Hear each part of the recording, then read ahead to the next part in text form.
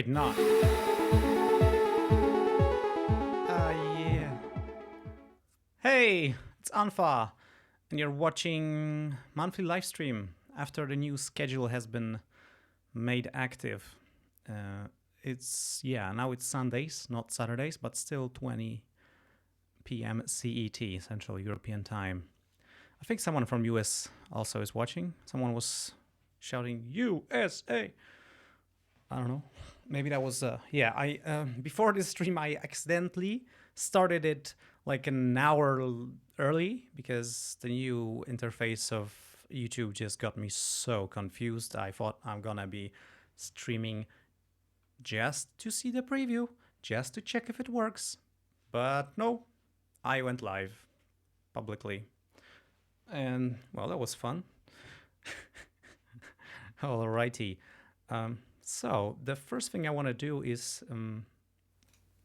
show you a little something I made, and this is not it. This is it. So playing in 3, 2, 1. Editing video. Editing video. Editing video. Editing video. Editing.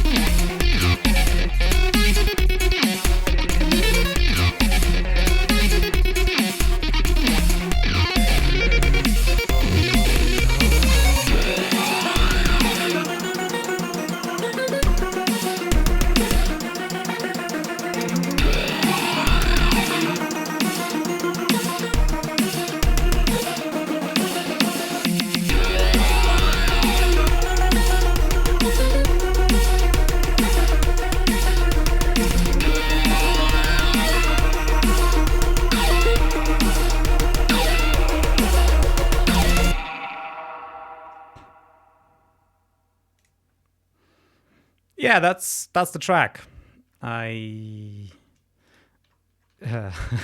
Yeah. Sounds kind of like a synthetic orchestra.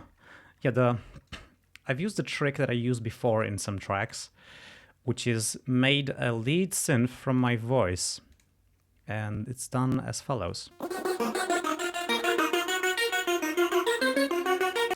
My voice is playing.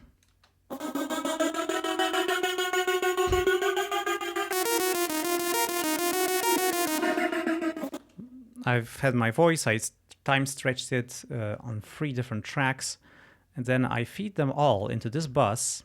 I actually send 3 mono inputs, and I just use 3 instances of autotune, fed the same MIDI data from this SynVoice MIDI track, which enforces the pitch, which allows me to play specific notes with my voice, or with any other recording that contains steady tones that autotune can identify and then pitch shift to the desired tone.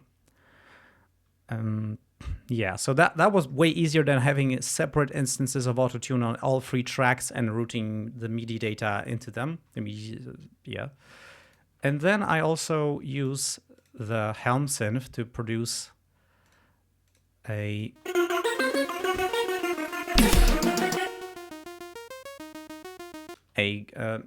sound that will just that I just use to imprint an amplitude envelope onto the sound. Wait, let me correct one thing. No, flip.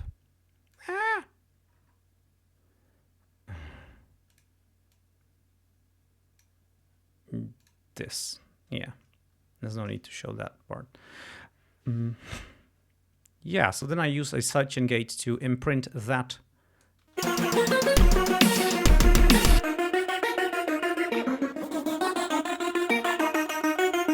Make it sound like an instrument. Anyway, there's lots of fun stuff here, But that's not what I want to talk about today. Yeah, I had fun with this. Let's see where it will go. I'm gonna just close this session because it's gonna eat a lot of CPU. Hopefully nothing breaks. Yep. Alrighty. Now let's get back to the track we've been working on last stream.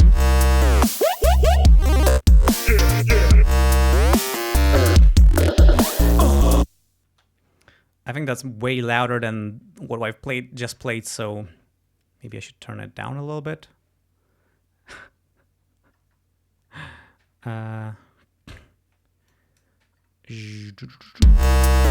Maybe not. Okay, by the way, can you hear me all right? Does it sound good? Can you hear me over the music still when it's playing? I did some tests and you should be able to do that. Even though I'm not using a sidechain gate, because that actually makes it very distracting. Yay. Last stream, there was some trouble, and for some reason, I wasn't able to identify when it happened. The output of Ardor on the stream was like 2 times louder than it should be. And when I listened back, it was always distorted. That was bad. Like, my voice is quieter than the music. Well, it could be a little bit, maybe a little bit boosted. Oh, I don't want to clip. Maybe I'm going to turn down the music. This is a very loud track. We're in the red. You know what? I'm going to actually make it quieter. I'm going to put this fader, the limiter after the fader. I'm going to just reduce the master volume. Yeah. This should be, I'm going to make it up here. Should be a bit better, I guess. We have a problem with gain staging, so maybe it would be good to take care of that now. Because, well, I usually like to have my master at 0 decibels. So I'm going to just do that. Shift, Alt, yeah, Alt, Shift, click, resets a fader to 0 decibels. And now what I'm going to do is just make everything minimum volume. I'm going to actually switch to the mixer for that. Yeah, this, I'm not going to touch the individual drum parts, but the drum bus. Oh yeah, here's the drum bus. I will. Also, we have sub bass, bass top, band pass growl, super sog, glissando, pulse arp, FM growl, chords, lead, formant reese, which is very peaking, sine compression, and 2 unused. Let's see if that makes everything quiet. Yes, it does. Okay, now let's just watch our master fader. And I'm gonna first pull up the drums. Where are the drums? Oh, here the drums are.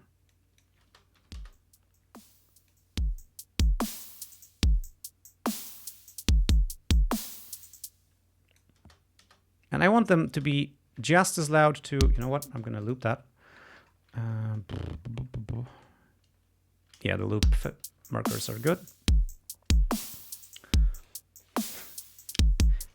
Yeah, that's a good time to talk about the gain staging. I actually should make this kick even quieter because it's peaking on its channel.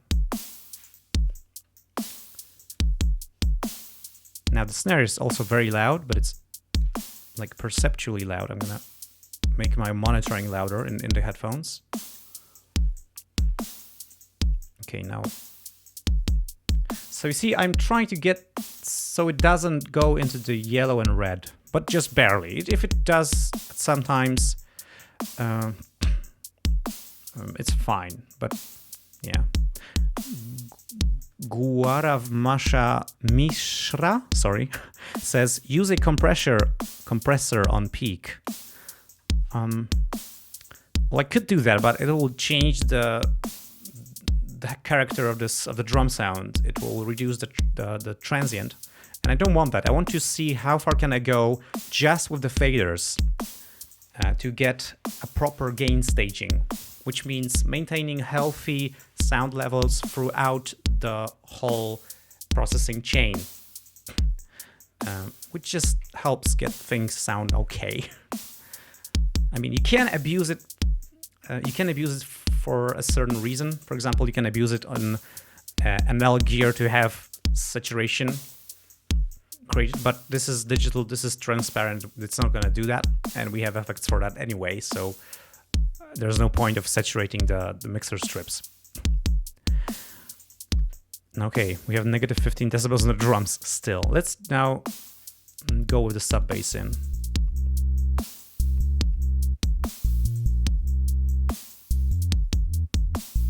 I want to add a low pass filter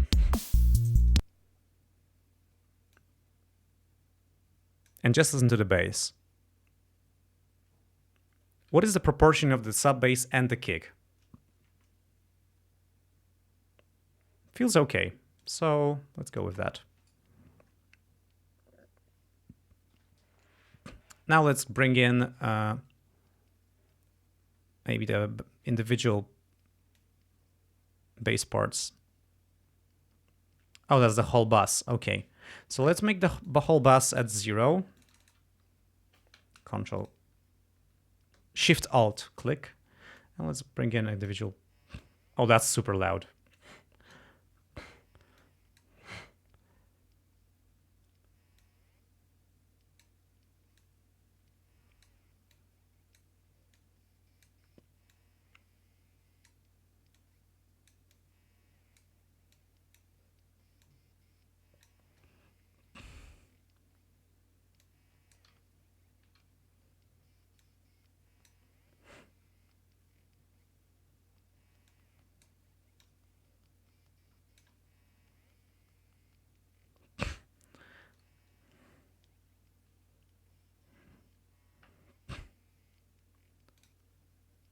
Now, the gain staging still sucks because we have the individual tracks at so low levels, negative 30 decibels. That's insane, and the whole the whole bus is at 0. So I'm gonna invert that. I'm gonna go with negative 30 here, and I'm going to reset all of these to 0. Shift Alt clicking.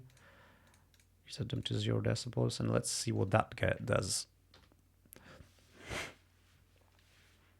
It's still a little bit quieter because the compressors are working here, mainly the multiband compressor.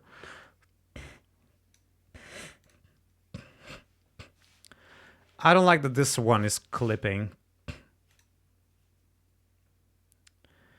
There is some bass problem, some DC offset problem. I'm gonna add a DC offset remover.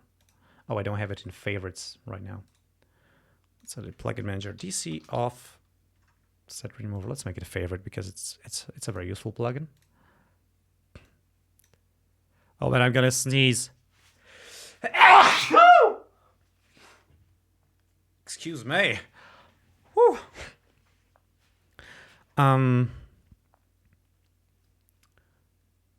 You say Ardor's Blaster out is not in the stream. Yeah. How did that happen? Is it now?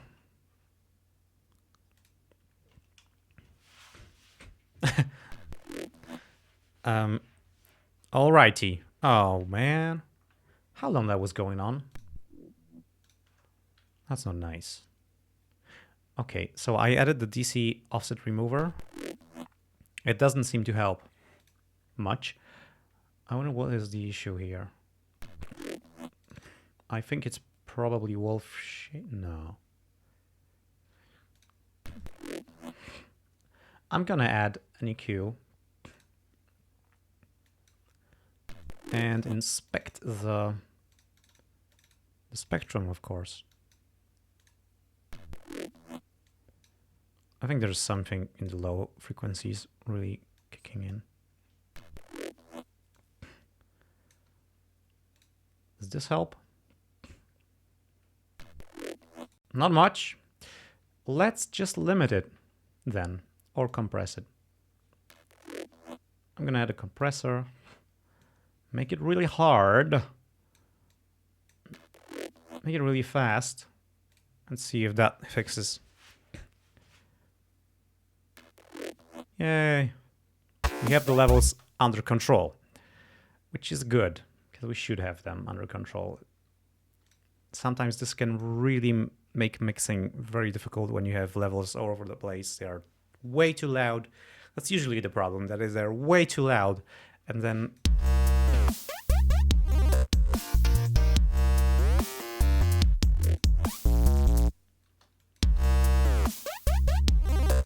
Okay, now we have roughly the same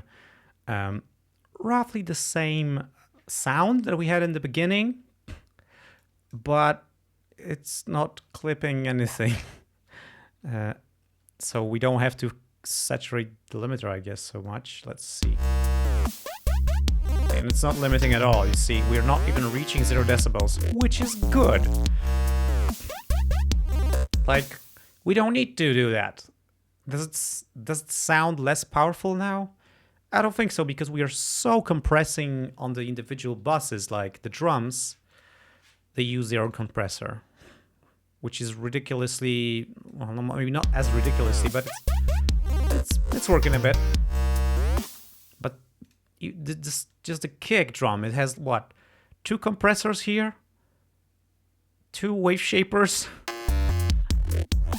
And we got like 13 decibels of gain reduction. That's insane. But it's in mixing, you know, it's all good. Like, I mean, in sound design, there are many people talking about, you know, like when you're doing all your production yourself, you need to wear different hats. For example, first you are the composer. And when you're composing, you don't think about mixing, you don't think about mastering, you don't think about releasing, promoting, whatever. You think about creating. You think about composition. And that helps you do the best thing you can when you focus on a single part of your production. Then, when you have the composition, you think about the sound design. And the sound design is also a different stage from mixing. You don't think about gain staging and proper EQ or whatever. You just don't think about rules. You make whatever is interesting and whatever just feels right. Then in the mixing stage, then you might start thinking, these levels are all over the place. Let's tame them. Let's make this right. Let's organize this well. Let's revisit the levels at all. Let's reset the faders and start over with the balance of the tracks. This is where you get technical and you start actually trying to make it technically correct. Before, you don't care. You just work with art. And in art, there are no bad decisions. You can't dispute artistic decisions. You can dislike them, you can disagree, but art is art. Art is freedom. But then when you take off your artistic hat and you put on your technical hat, you want to make sure your master doesn't clip, because that's technically bad. That means that the artistic intent is not properly technically transferred further. So you need to take care of that, to not clip your master. And then you take care about not clipping your tracks, and about managing the levels, and about maybe compressing individual tracks instead of smashing the limiter on the master finally, because that's not a good way to do that. And it's like all the effects of loudness war, like, you know, pumping and clipping and distortion, you can do all of that, like retaining full control over the final master. You don't need to like do it on the master bass to get this hyped sound. Yeah, it's gonna get you there, but it's also gonna do a lot of things you don't want, and you have no control over fixing that if you do it on the master bass. If you do it on different submix buses, on individual tracks, you have full control. And yeah, you can make sure it's technically good, but it also has the artistic values that you want. So yeah, that's a little maybe theoretical rant. Let's get back. I'm gonna save this also. You know what? I'm gonna make a snapshot. Snapshot new version. This is what I do also a lot. Like I snapshot and I just snapshot with incremental numbers. And whenever I do something interesting, I just go session snapshot and switch to new version, increase this number, save. And I know I have a copy of my session at an earlier stage, and if I go in a direction I don't like, I can always get back. Actually, I almost never go back. However, when there are some technical problems like, I don't know, power surge or power outage and your PC shuts off and you don't have a recent save, or your current save is corrupted because Ardor was saving the file while the power was going off and it didn't complete, having different versions can save you some headache. So that's another reason why I do that.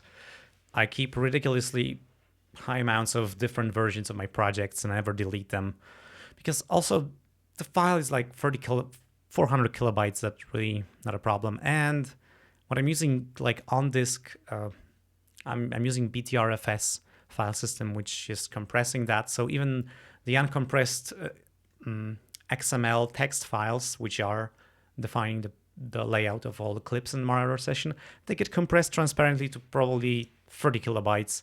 And then it can also be deduplicated if I want, so to save even more. So that's really not an impact on the disk space.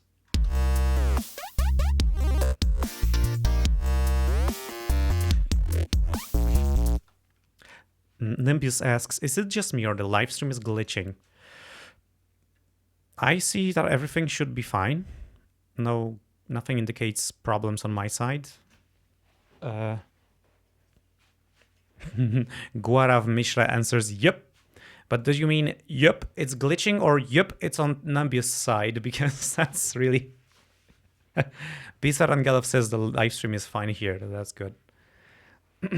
I've upped the bitrate about 3 times to the maximum I can stream to hopefully rise the quality a little bit. And also I'm really happy because I managed to do the best possible green screen yet. And that was like, oh man, I'm so proud of myself. By the way, recently I was talking about Olive Video Editor. I'm going to show it to you. Sorry for interrupting the music stuff, but it's so important to me. What I was doing recently. Okay. This is my recent project. And I've edited it in Olive. This is the whole thing. Olive didn't crash even once. Kdenlive would crash at least 5 times a day if I would be working on such a project. And I've been editing this for 2 days, 2 or 3 days.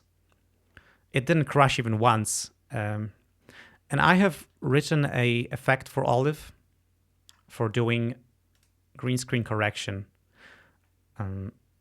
It's called Dispel. I've just programmed it. And then I found a way to use it in OBS. That's why my green screen looks good.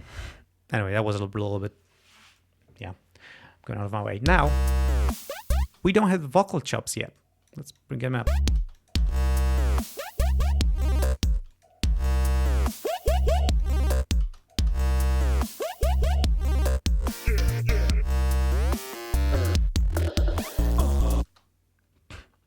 I think we should copy this whole sequence and alter the second part of it.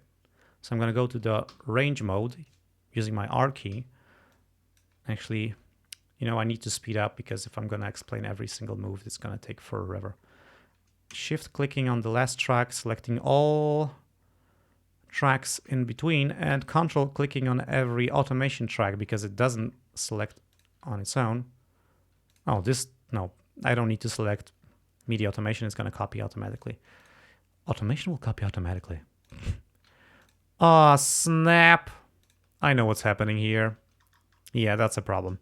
Okay, let's Control C and Control V. And here we are.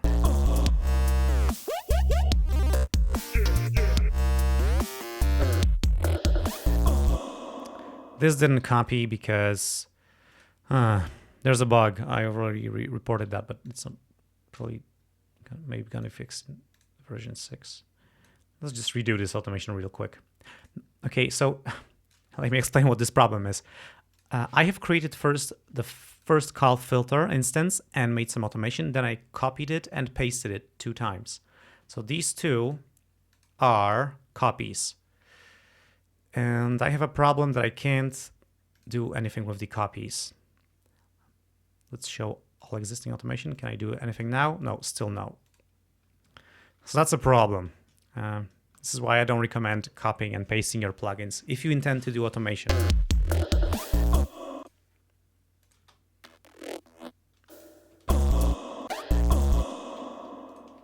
I want to change this one.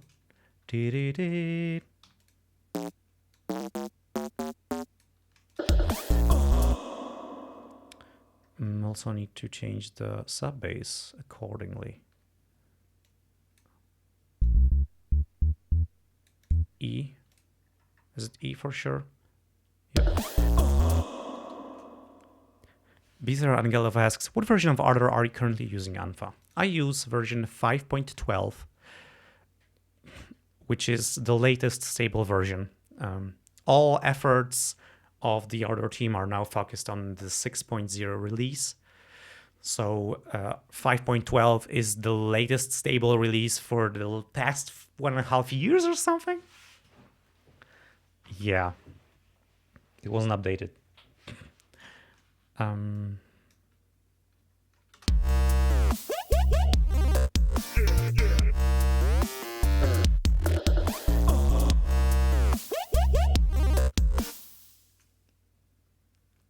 I want to change this. I want to use that clip and just glitch it out really bad. Oh, my grid is too dense, or they're too sparse.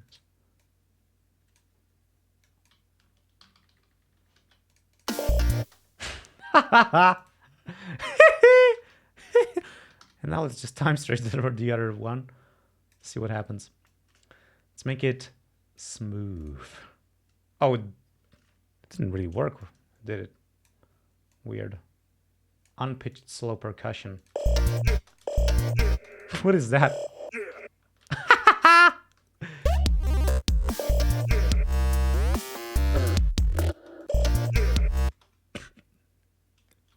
Also, let's... I want to mess up this too. I want to do something like... snap.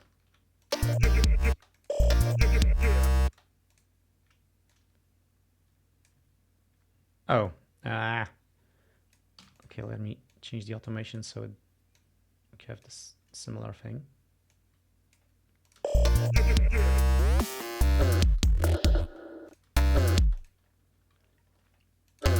I want to also glitch this thing. Let's maybe do it like that.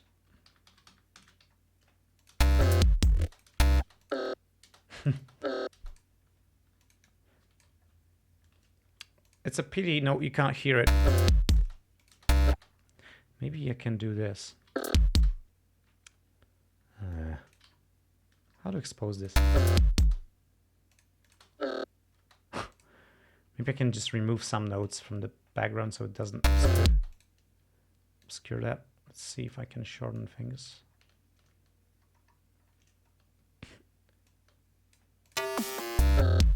Yeah. Yep.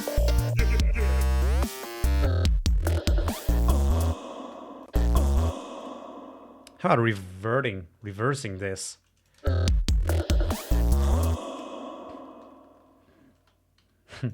And then maybe snapping the automation back down.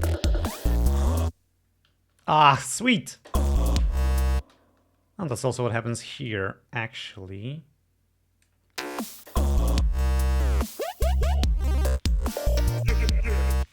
Oh, this thing starts kind of in a weird place.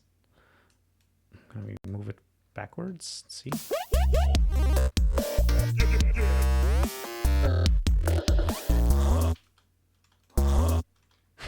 Like it. Let's see what the chat says. What does the chat say?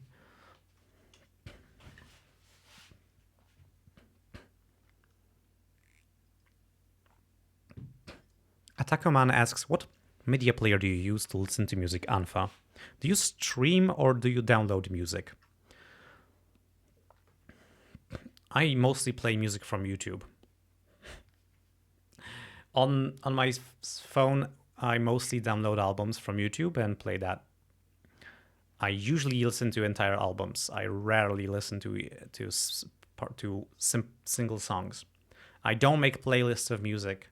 I don't like take out songs from different albums and put them together.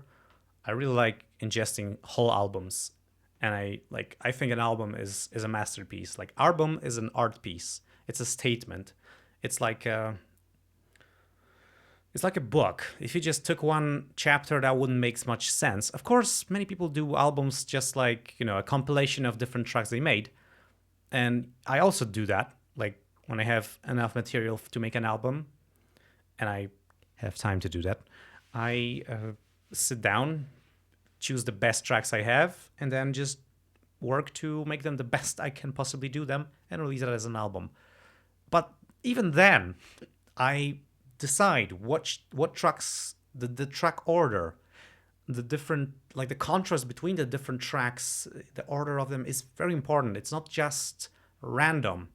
This is why I complained about one LMMS, the Best of LMMS album that I was involved in judging, I think. I don't remember. And one album was just, the tracks were sorted alphabetically, and that's what it is. And I was like, you could do so much better. I can master this album. I can decide the track order and make sure the levels are consistent, the sound is consistent, to make it the best possible experience. And I see that nowadays that they actually like decide on the order. It's not just alphabetical, which was ridiculous in my opinion. But well, we always start somewhere. GP. Let's see.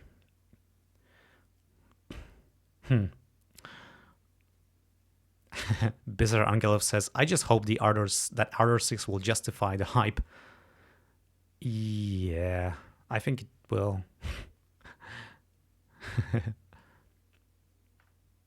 Man of taste as well. Full albums is the truthest way to listen to music. Thank you. Unfa, I appreciate the old school approach to listening to music. Do you make or sell stock music? Vasil Saftyuk asks. I once took a shot at making stock music, but it was when I wasn't really that good at that, and all of that was rejected. So I just was like, fuck off. I'm doing my own stuff now. I was thinking about that because I thought that maybe it's a way to create a steady income. But nah, I don't think I'm good at making stock stuff. I'm too weird, I think. It's really hard for me to make generic music, and stocks music has to be generic because otherwise it's not going to fit many people's needs, and even the store itself is going to reject it. However, maybe if I have way too much time to make music, maybe I'm going to try again. I don't know, but probably I'm just going to release a new album if I do have the time, because who gives a crap about stock music? I want to make art.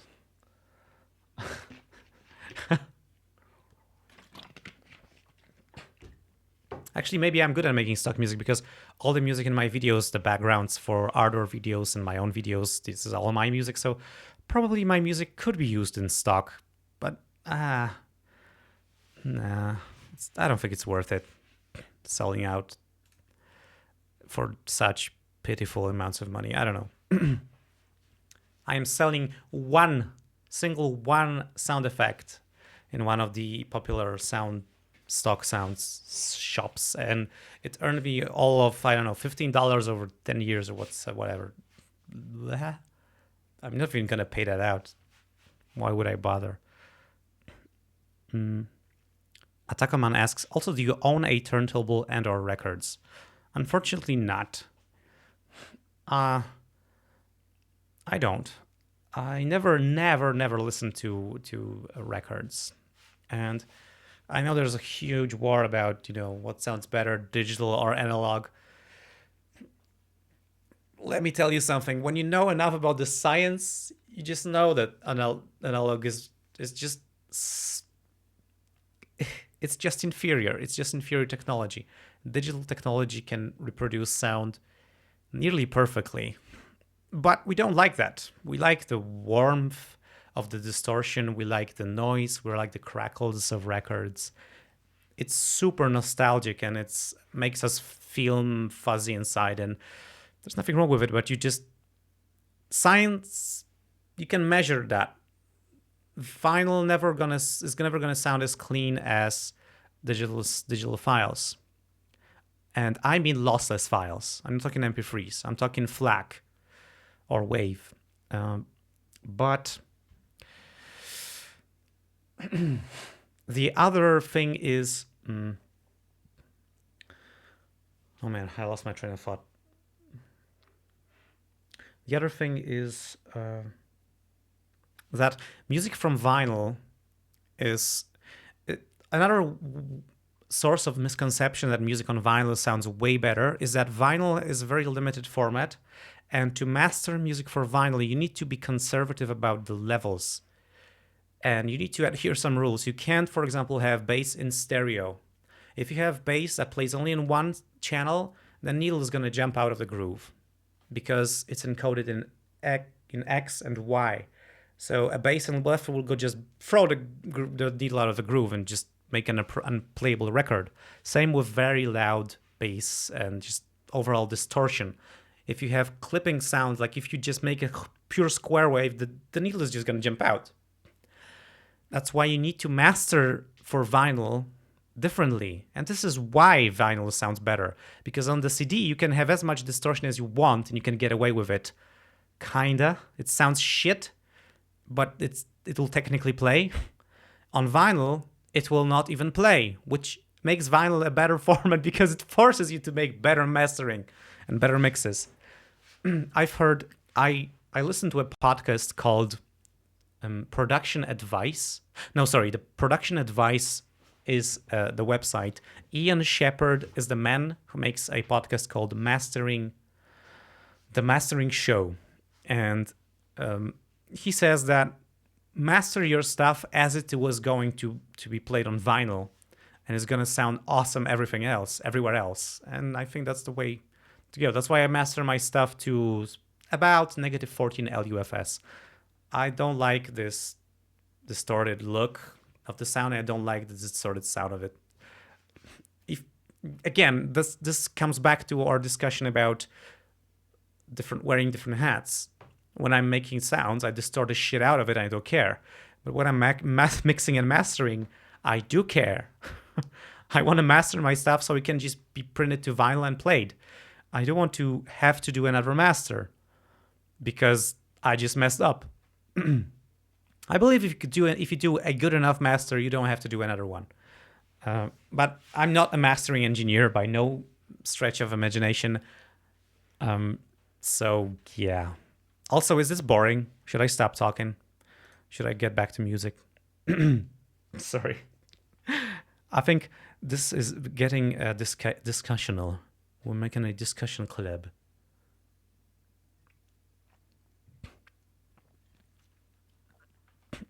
DSD is the best format, but very rare to find. I'm not sure I remember what DSD was. Was it a format of discs?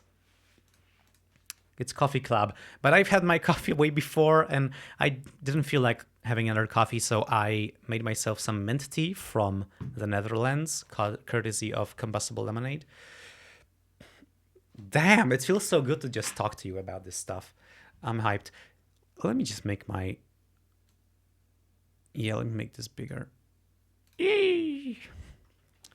Welcome to the Unfa Live Discussion Club.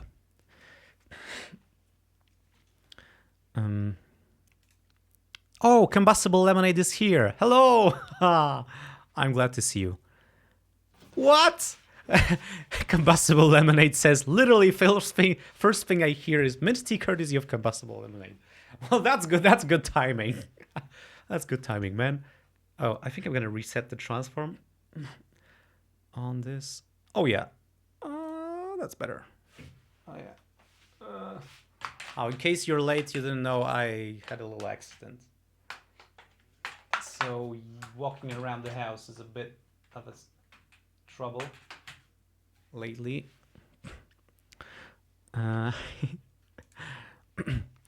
I would like to make a live stream once from mastering an EP. And I have actually, once I have recorded a video, because I right now I have 2 collaborative projects with someone.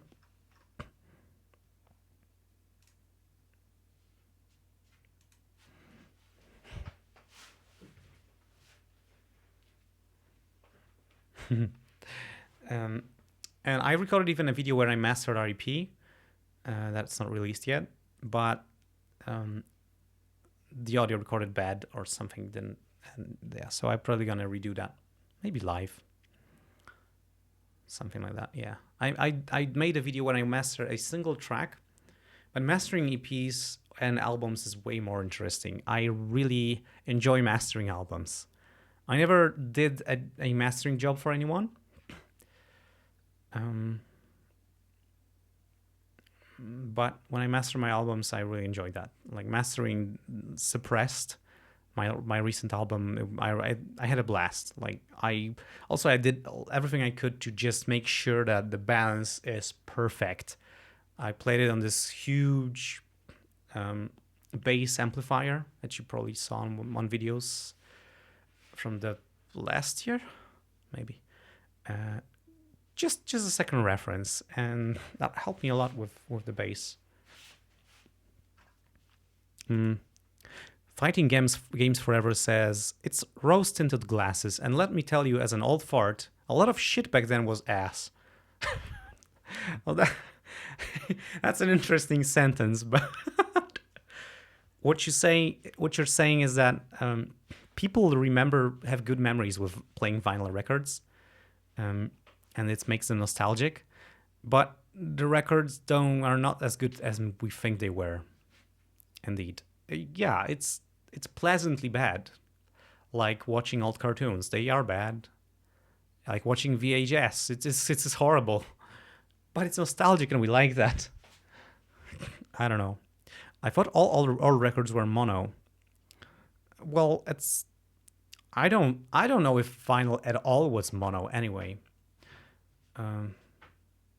If it was, the groove was still V-shaped. Yeah, there was mono vinyl records. The groove was still V-shaped. It was just going up and down. Then they introduced the stereo component. The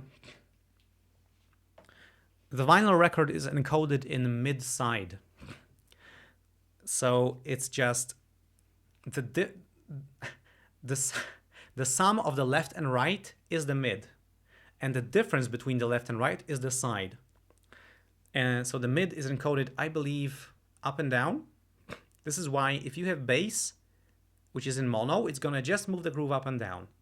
But if you have bass that is not in the left, but in the right, then you don't have any movement in the up-down, because it's not in the mid channel. You have movement, violent movement, from one side to the other, which just pushes the needle out of the groove and just falls in a different groove.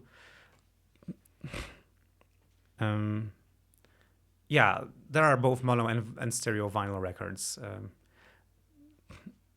I believe that's how vinyl encodes stereo, which is really interesting. I never knew that, and that's actually fascinating. Also, it's fascinating how the technology affected how the records had to be processed in order to be able to be transferred to vinyl and played back without problems. Yeah, it's fun stuff. Also, like some people did very, very quiet recordings where the groove was very, very narrow. So they could pack it more densely so the vinyl would play for longer. But you would have to really turn it up to actually hear anything. Plus, there was more noise as a consequence. Because, well, just the amplifier noise and some other things like electromagnetic interference would be just amplified way more. Finding Games Forever says, sorry, I've just mastered 2 tracks to negative 18 LUFS because everything sounds too loud to me otherwise. Well, I think that's a good sign. Sometimes when I get tracks submitted to the live streams, some of them are just clipped all the way. And that's just what I did too. Like, I remember making tracks that looked like this and sounded like that. It's just a stage when you realize that, something's not right with my master levels. And then you start digging and you start digging and you find someone like Ian Shepherd and the Mastering Podcast, the Mastering Show. And you learn about how to actually make it good so it doesn't break your music. I'm really happy about, by the way, I'm really happy about loudness normalization online because it's really the last nail in the coffin for the loudness wars. Because it doesn't really matter now how loud, how badly you can limit your tracks and distort them. They're going to be turned down and they're going to be quiet and shitty. So if you make them quiet before, they're going to be quiet and perfect, which isn't really quiet. Yeah. Oh, Nils Hilbricht is in the stream. Hi, Nils. By the way, any of you coming to Sonoy convention this year? I hopefully will present there a new synthesizer that I have used in this track. No, not in this track. In the track I played you before for bass sounds. That's not yet published, but it's gonna be awesome. Yeah. You know what? Let's get back to music.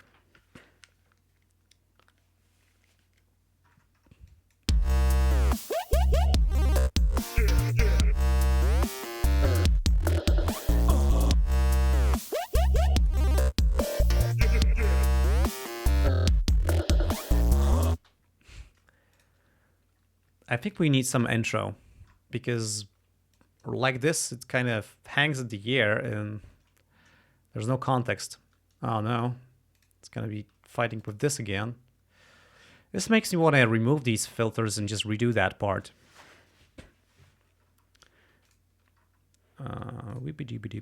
Let's Control X and let's, you know what, I'm gonna, let's see, on bars and beats.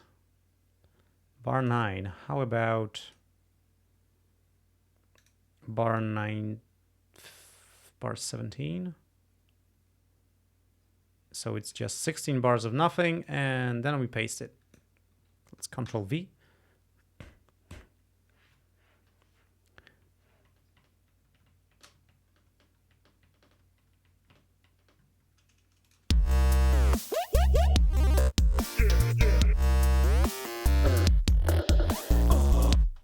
Yeah, we actually lose this thing.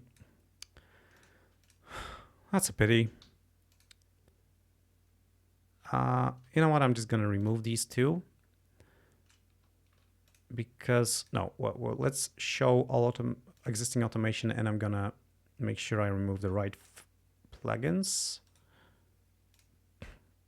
Okay, let's listen. Okay, I don't hear such a huge difference that it's worth just the headache. Let's not care about that. Tromino asks, is the new synth related at all to Matt Tittle? Yes, it's a new synth by Matt Tittle, the creator of Helm. It's gonna be awesome, I tell you.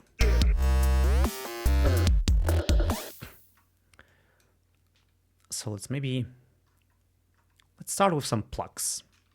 I'm gonna save this, by the way, because recently I had some problems with Zenat Sub FX. It was crashing Ardor.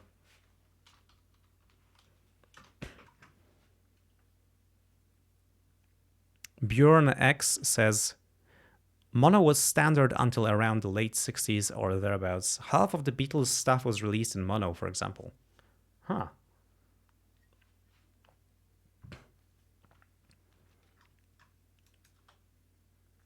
Plugs.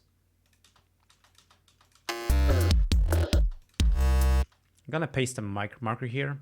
Control clicking here.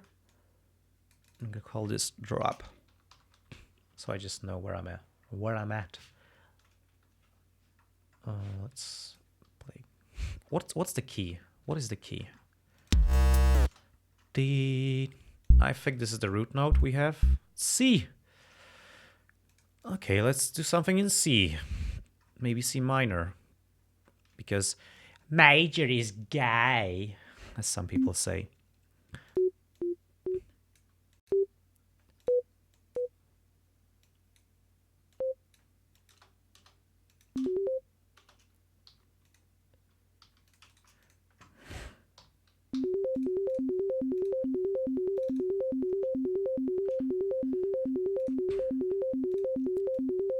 Let's make a...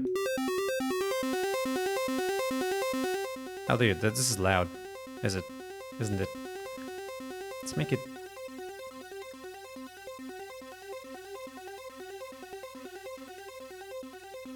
Let's make one super detuned and one not so detuned. And make the not so detuned one I saw.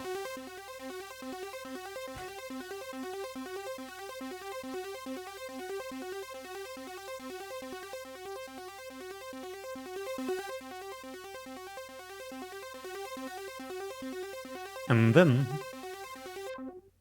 we do this. Hey.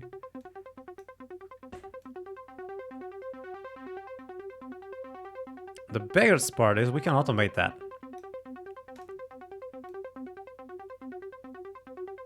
Ah, snap, that's not it.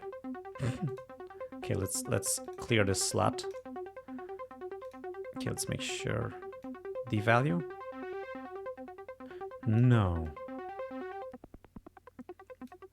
Okay, this one. Okay, I have this assigned. Let's call this...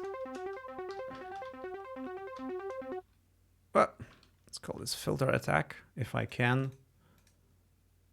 Okay, whatever. Now, I can use automation slot 1.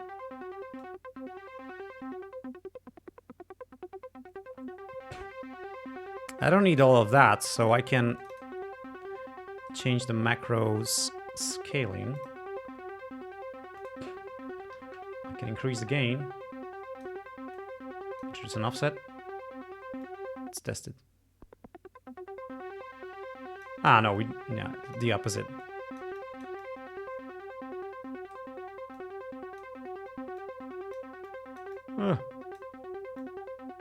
Okay.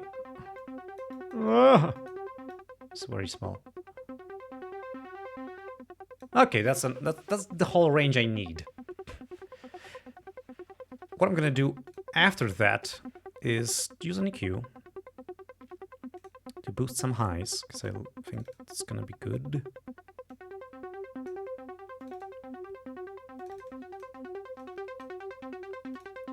Oh, and also cut the lows, because we don't want to interfere with the bass. And then add a reverb. I've been recently using a lot of Dragonfly reverb, and I really grown to like it.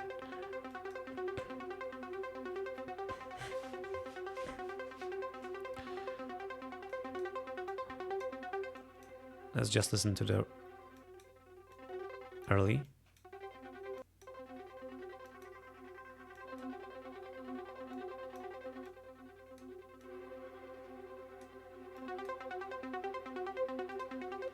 Sweet. I think I want to compress that. I don't know if it's gonna sound good, but yeah.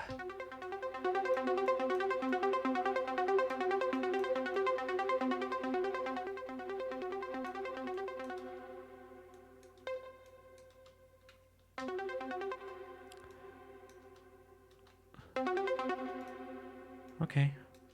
Sweet. You know what? Let's put no. No, it's good. It's okay.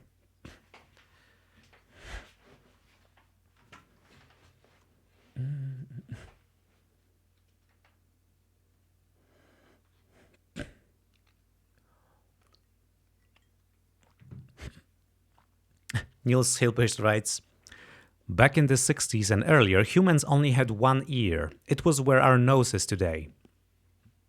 That's why we had mono vinyl.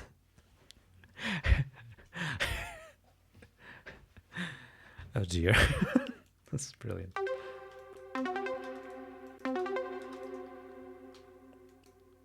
Let's play with this.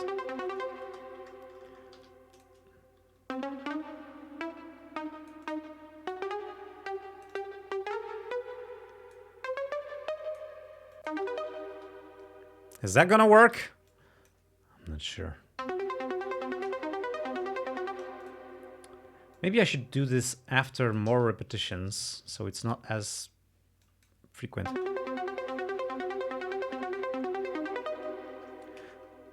Something's wrong with Hughes.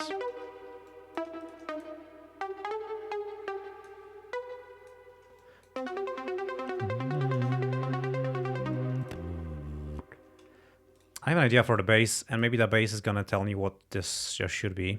Let's call this intro bass. My MIDI is interfering with my productivity, creativity. Move it off, away.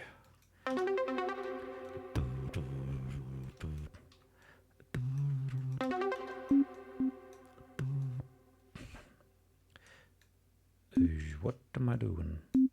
Okay.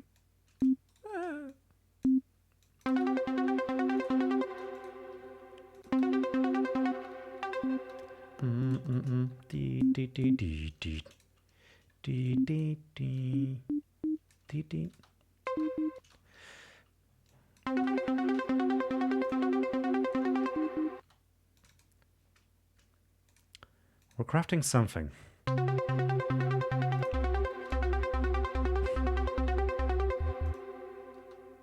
What is it? I don't know yet. Will it work with the other part? I don't know yet.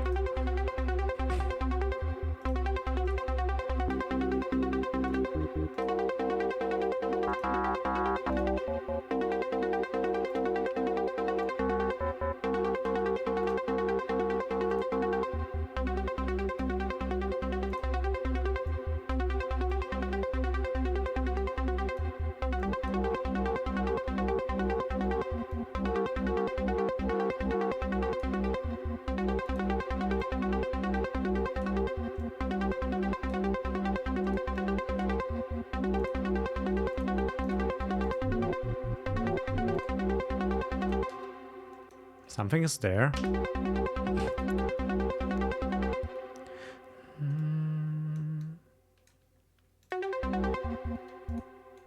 Okay, D sharp.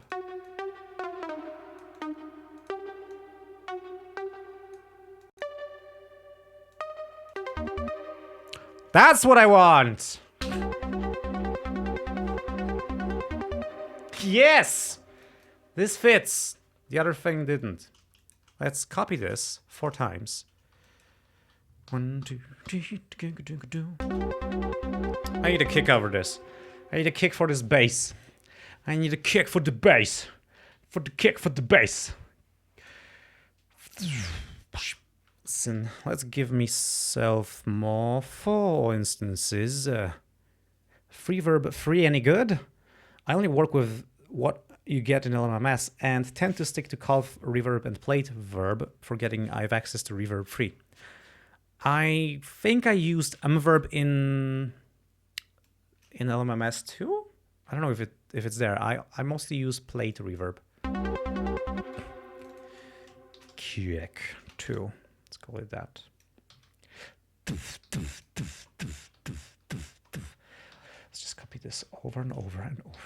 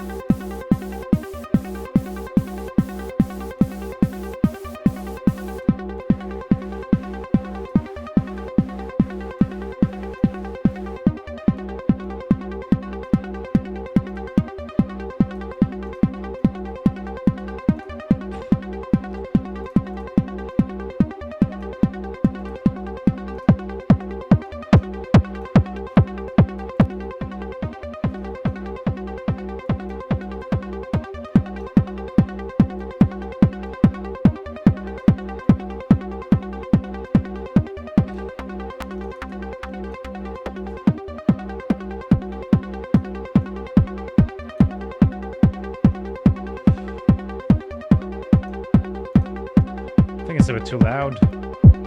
Woo! High shelf, please.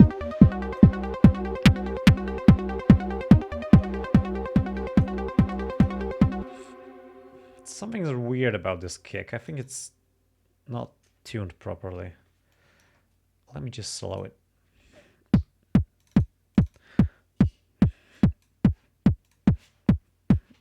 Let's see if I can... Oh, that's much better. Yeah, I just shifted the pitch a few semitones down, and it's already much more what I would like here. Steer is pretty loud.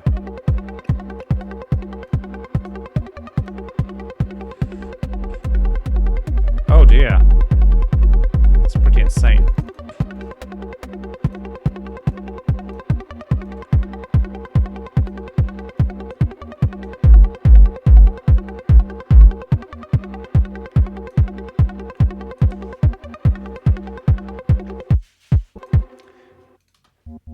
This is puny little bass.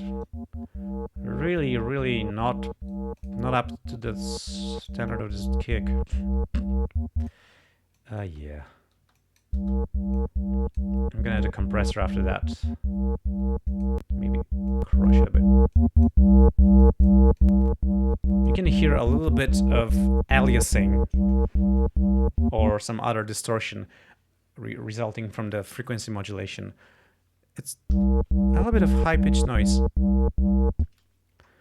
And this bass is because of some errors in the like the quality of FM modulation in Zenatsu FX could be better. It's a known fact. Okay, that's loud. I want to compress these two together. I'm not sure if I want to use a sidechain or just route them into a separate bus and then just smash them together. I don't know. Maybe I'll use a sidechain, okay? Because that may be saner. Also in relation to what I said earlier about doing things cleanly. However, this is the sound design stage, so you should care.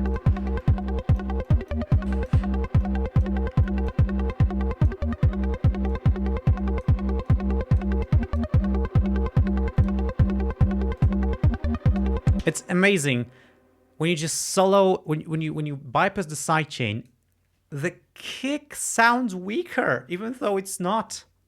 Listen. With sidechain. Without sidechain. It's not the kick being changed, it's the bass. But the kick sounds better when the bass gives its play, gives it more room. It's pretty amazing. I also think that actually using sidechain is kind of a trick on our subconscious perception of sounds, because we have a limiter built into our ears. I think both a mechanical one and a electrical one later down the road. Our ears just close up when there's a loud sound, and when that closes, when something loud happens, they close up and everything else also gets dimmed. So the same effect is what we use sidechain to make something feel bigger. It's like, I think it's a psychoacoustic trick. Actually. Okay, does this work as an intro for this drop? No idea. Let's move it a bit here and see. I'm not aligned.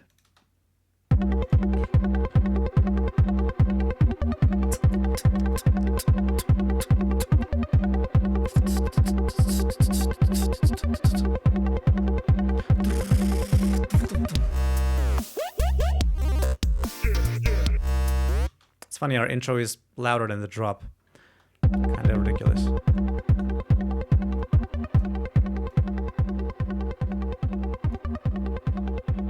Also, we're not doing anything with our sweet automation. We could, and we should.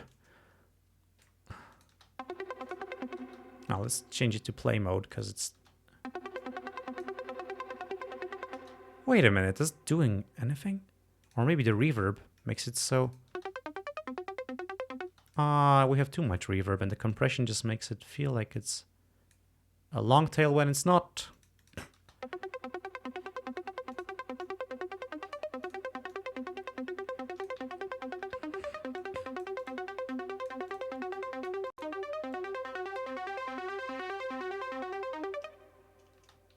Yeah, that's what I wanted to do. Nice. We need a hi-hat for this.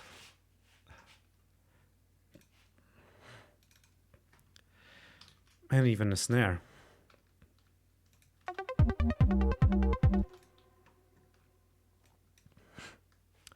Wait, I want to play with this instrument.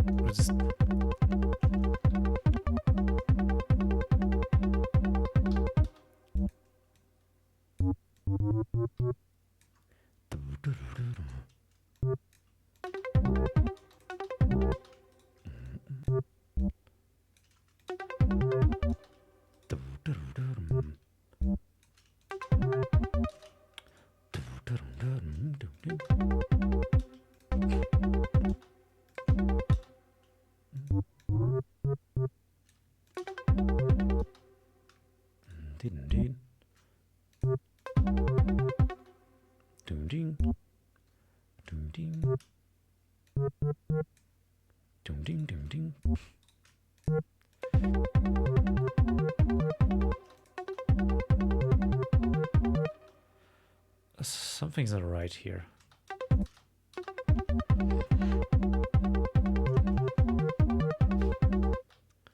Mainly because the key changes too late in this part, or the chord.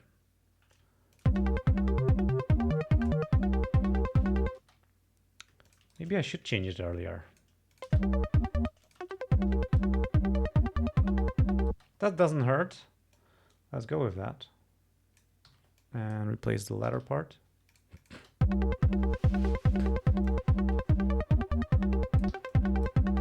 And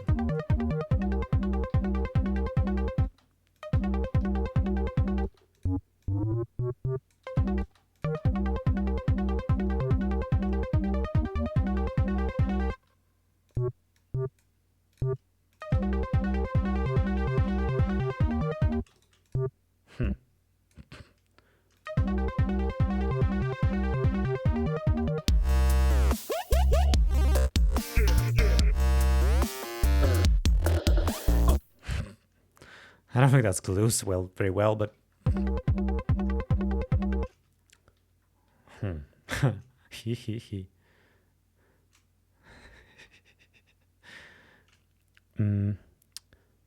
Bizar Angelov says, in my opinion, the sequence should be quieter. You mean the intro sequence?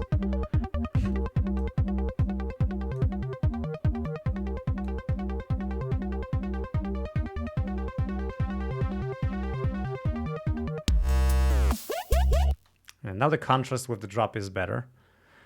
I could also assign both parts to VCA masters and control the differences that way. But I don't think there's a need for that now. So maybe let's just stick with that. However, we have still quite a lot of space to fill in. Oh, have I missed? No. Oh. I thought I had too much space here.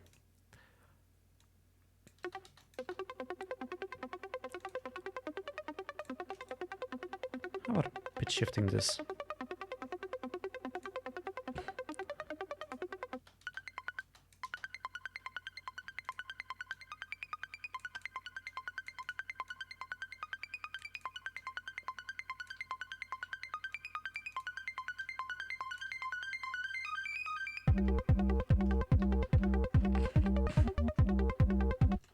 Also, what if I shift this one octave down? Will that sound better?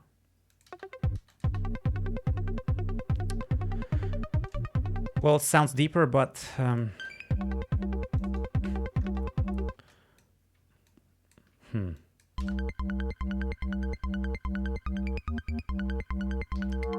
about some pads instead of bass there? Let's see.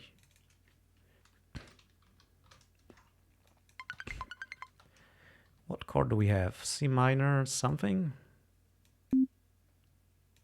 Actually, I think it's something like...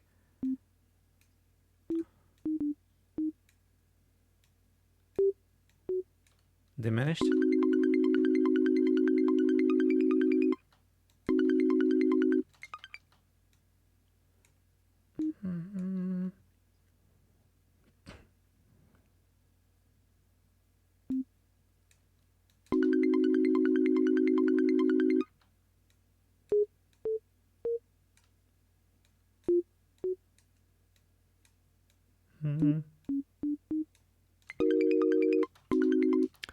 Does it match?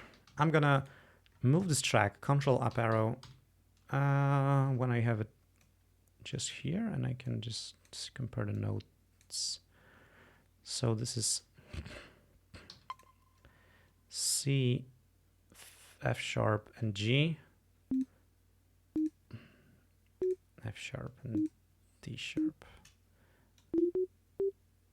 Well, can't go G because it's gonna be dissonant.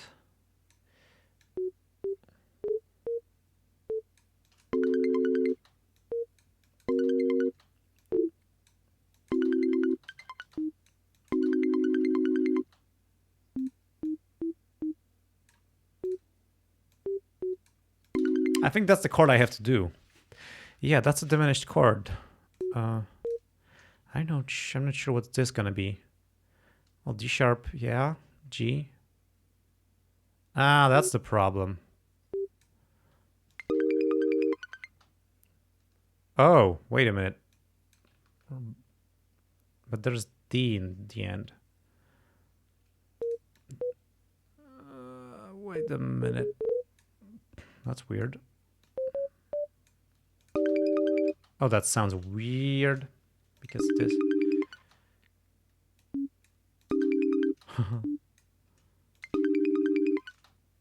Why don't you make it a minor chord or even a major chord? Do you mean...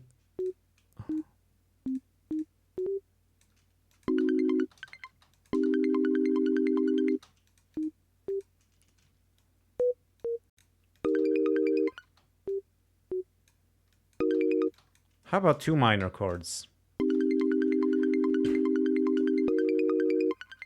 I think that works. Just two minor chords. What do you think, Combustible Lemonade? Do these chords work? I think they do. Let's just see. Let's make some sound for them. We can always change them later if they don't work. I want to do something with frequency modulation, because that's fun. And I want 3 operators.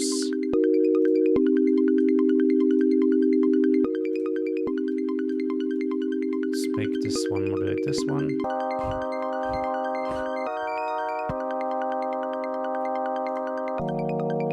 And this lets me modulated by this one.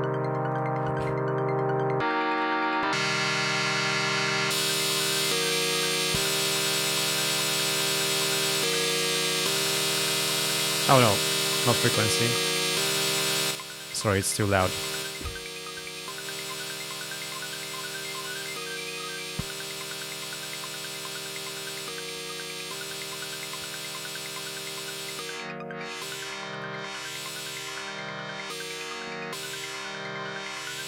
Let's make it totally random.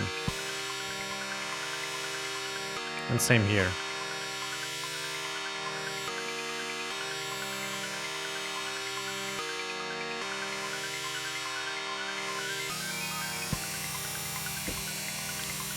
I'm also going through.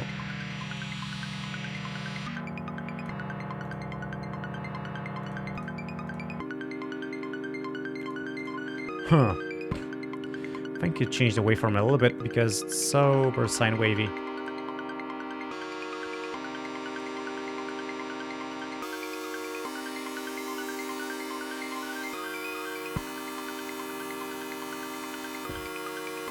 Let's now give it a little bit of...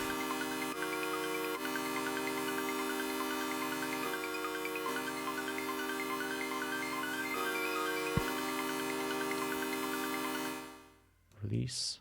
Maybe not. Maybe let's make the release short, but add the reverb instead.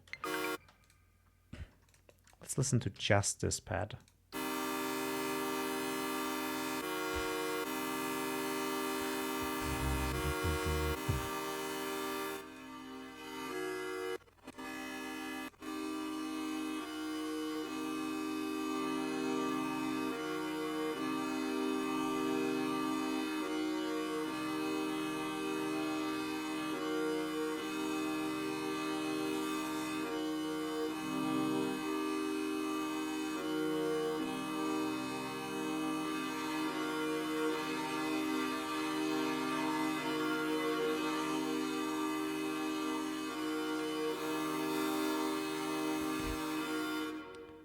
I could also... Yeah, I know what I should do. I should play with a filter. Absolutely. We need a filter. A low-pass filter that's going to be automated before the reverb. And it's going to reveal the whole thing. Like... 500.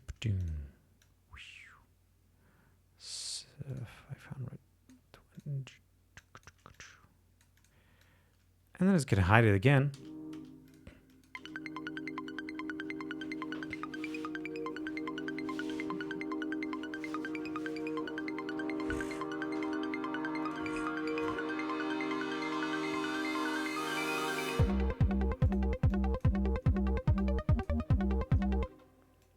Okay, I went too low with the filter and can't hear it all.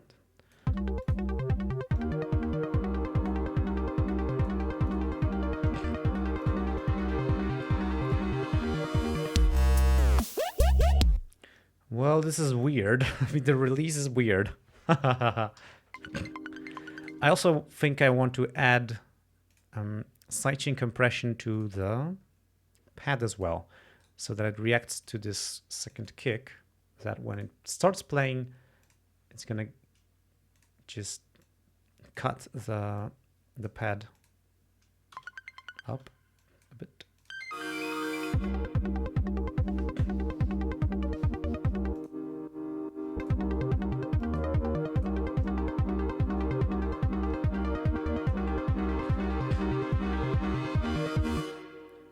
Yeah, this doesn't feel like a build-up yet. I think I need to have some movement to the drums for that. Where's the kick? There's the kick. Ah, no, actually I don't need to do that.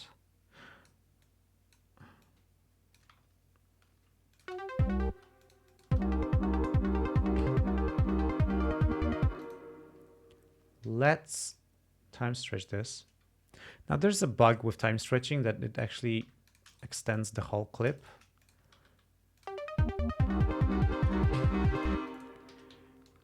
But that's no problem. You can just trim it off.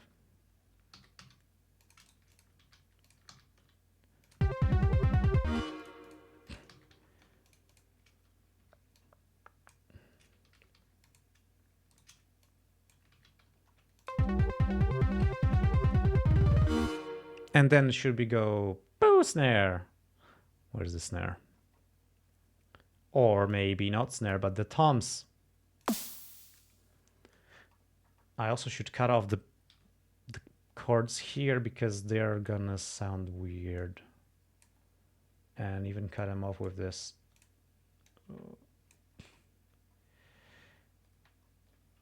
And the bass, let the bass end here too.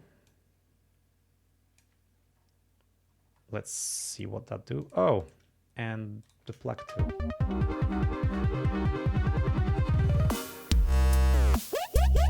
Okay, kind of somehow like feels like something.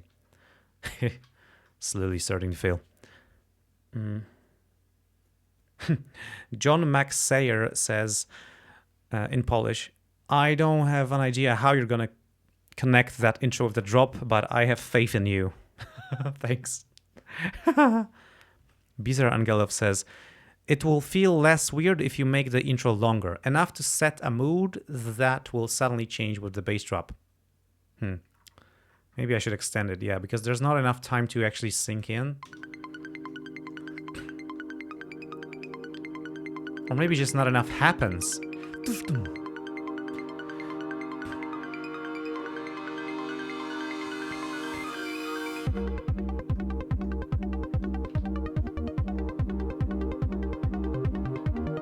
I think I can make it work even in such a short extent. Especially, you know, that most dubstep trucks have the drop around this time, like around this 30-second mark, the first drop hits. So it's possible to make an intro that short and make it work, I guess.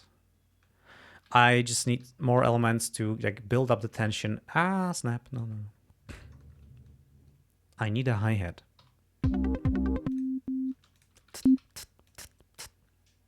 Could be shorter. No. Well, okay. I had two notes in one. Yeah. Let's make a hi-hat. A hi-hat. I'm gonna go with a pulse wave. Add a few high harmonics. Change the phases a bit. Then just make it.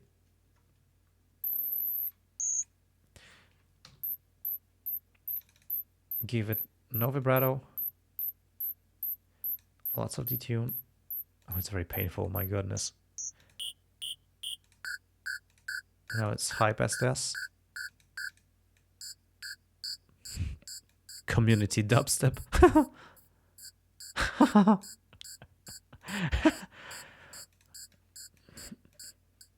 Serving the bass junkies since 2019. Okay.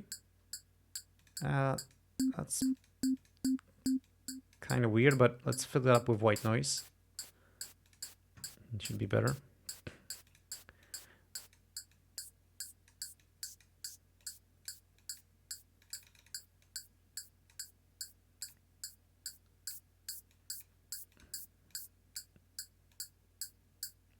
That sounds kind of better.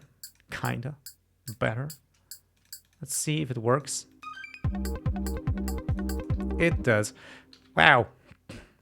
How about actually introducing that hi-hat before and then leading it in? I'm gonna just add a new whatever. What else? What could I do? Just a filter. And automate this one too. Lopez filters with automation rule. Just listen to some trance, you'll know.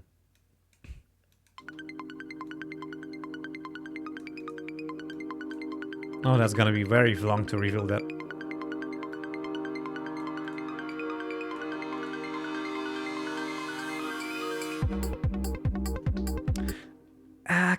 It reveals kind of too late to me. For me, I just want to. Oh, that could be better. That could be...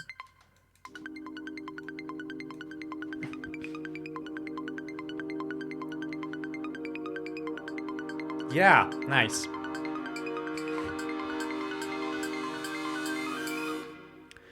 And let's make this denser here. Let's take a lesson from the trap book and make it.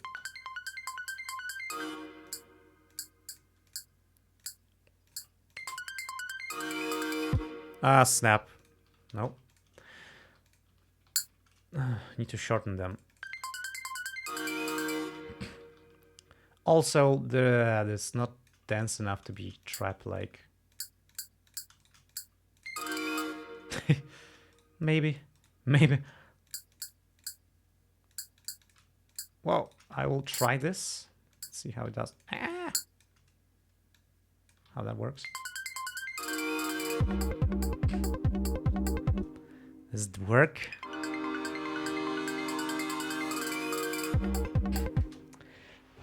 Feels weird. These pauses feel weird. I guess I should fill them up with something else.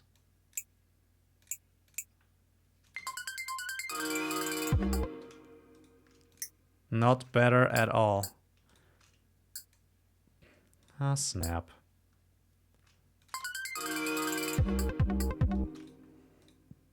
I think I'll just have to go for a Standard, simple. Very simple thingy. Sometimes less is more. I think we need some crash to accompany this thing. Let's do a crash, shall we? Crack unfa. What do you mean? Crack? By the way, in a few minutes I should start reviewing, playing the submissions for today's stream. So we don't have much more time. We'll see if I can do a crash. Oh man. Oh yeah. I've assigned it to my keyboard, so I'm gonna try and do the same thing. Just maybe there was an option to clear this thing. Ah, I meant this as well.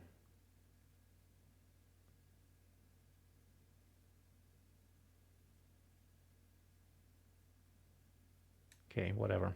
Can't do it. Let's maybe do less, but more different intervals. It's a bit more lower frequencies.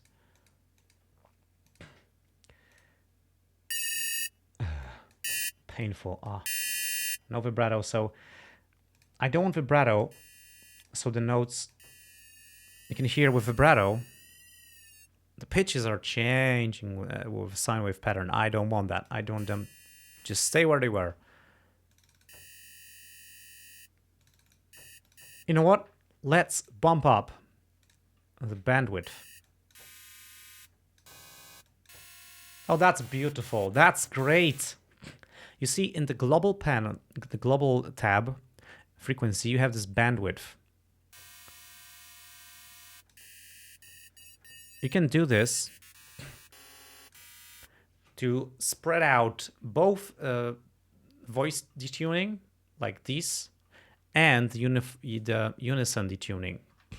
It doesn't update between notes, so you can't automate this really, but you can get much more detune in unison with that, which already sounds pretty sweet.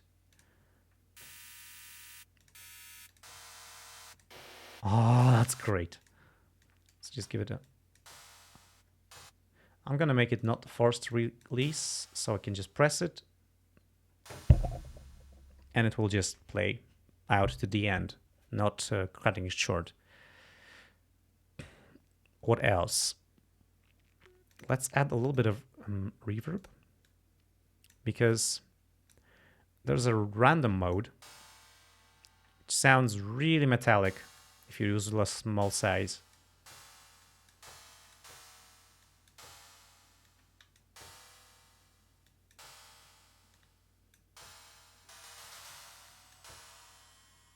Can you hear that? It's beautiful.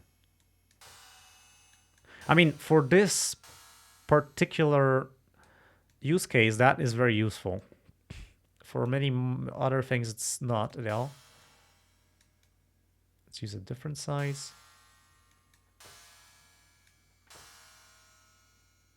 That's sweet. Okay, I'm gonna add an EQ now.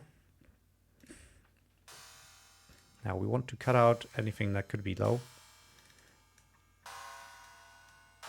Now adding the weight to our virtual symbol. Now some brightness.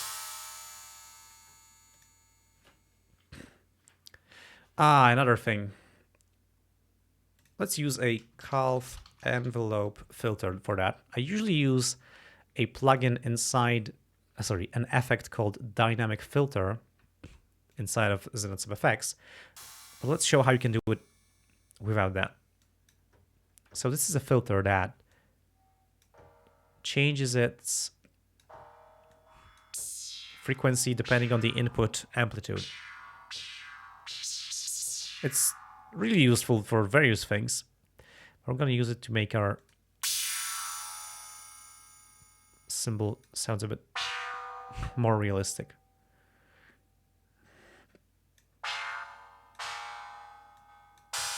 If you know what I mean. Realistic. It's not really clear.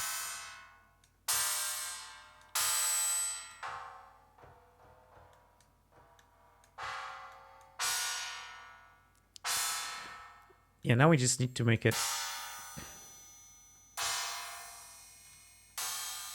without with. It's still doing the release too fast. Maybe I'm gonna. I think that's pretty good. Let's go forth with that. Use this crash. Where did I want that? Here.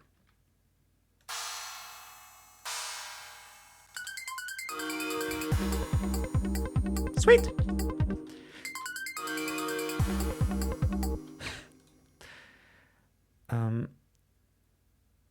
I want to compress it a bit because it really fades out quickly and I want to make it feel longer. I'm going to enable auto return so the playhead goes back where I started. GNFuck asks, can I add LFO in Ardor to automate things like in LMMS? Not really. There is no such a thing like a controller in Ardor. You need a plugin that has an LFO in it, unfortunately, or use automation. But there's no way right now to generate an LFO pattern like you would have the automation track do that for you.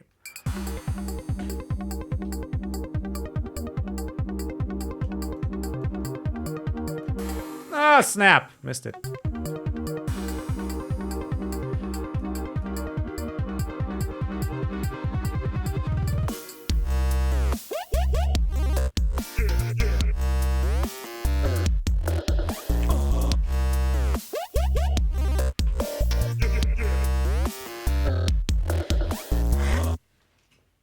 And that's our track for now.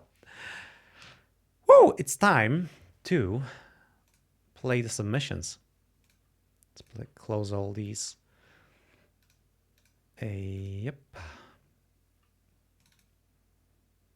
Let me open up the spectrum analyzer. Okay. Go.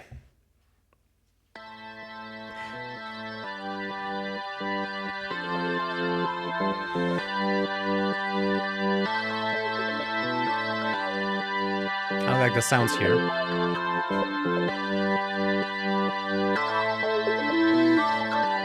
This one is called Even Angels Boogie by Alpha Rock.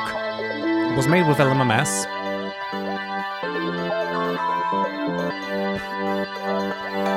Drums are sampled, stock LMMS samples. Other sounds are created with Zenith effects.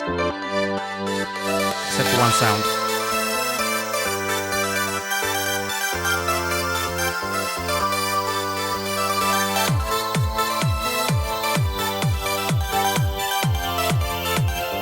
I can hear some problems of stereo imaging.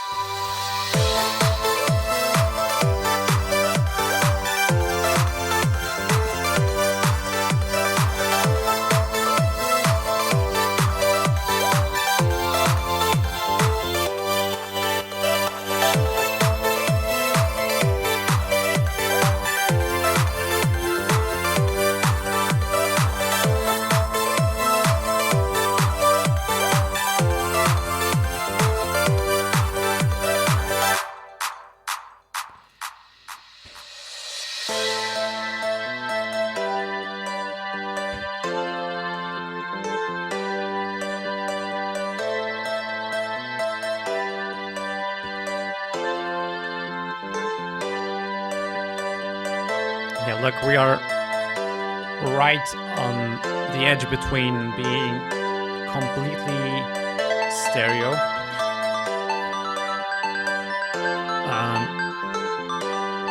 I think there's it's a bit too wide. It feels weird on the headphones. Maybe on speakers it sounds good. Did you check it on headphones? maybe on headphones you would like notice there's a problem. I like the melodies, however. I like the sounds. Oops. Yeah. Maybe these samples from MMS have this, but you should be around here. You should be around here, not here. Like, and most tracks, we'll see that probably, but in most tracks the stereo information is around here, maybe, and max here in some parts. Look at this. The bass is in the center, and this is indicated by this stereo correlation. This track is called Tot by RS. He submitted 2 tracks, so I picked one that I liked more.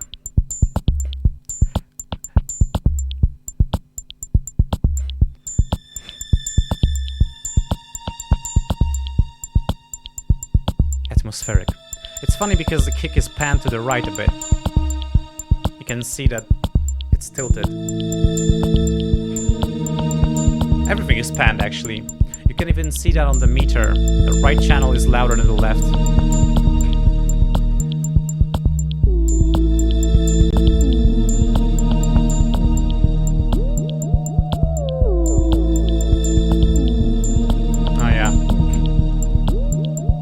Panning is performed as the last operation, so you can fix this.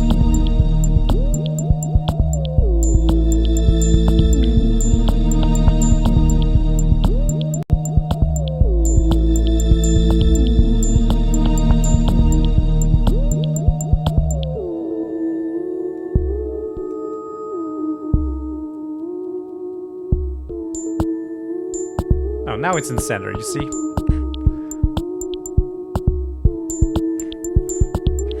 Better. Now it's off to the side. I like the sounds. It's very eerie and atmospheric. This could play with a game. Like I imagine some game where I'm like searching some space or maybe escaping some enemies.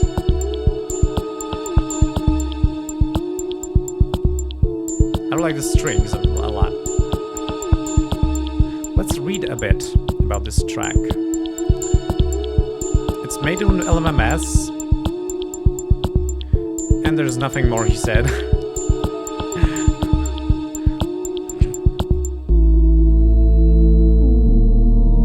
I like the deep bass. And I also like that there's a little bit of noise there. Or maybe I'm imagining it. Peter Angelov says, reminds me of old Aphex Twin. Yeah, like these weird, dark beats, very weird sounds. Indeed.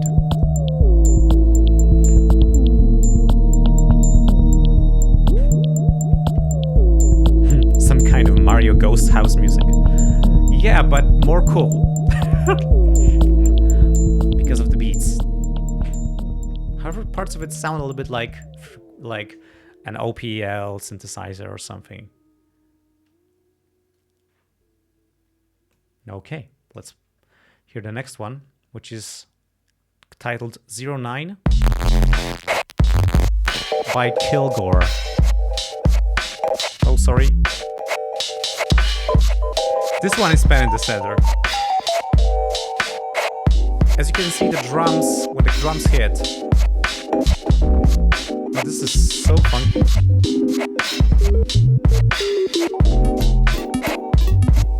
I like these bleeps. This is like, what should you call that?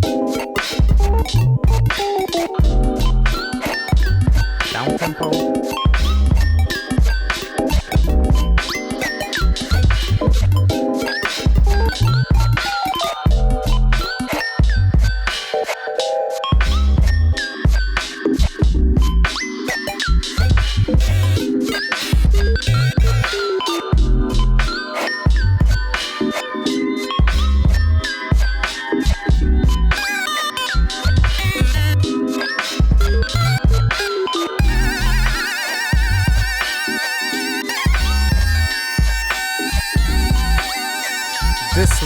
instrument is now too loud a bit. I would back it up a bit.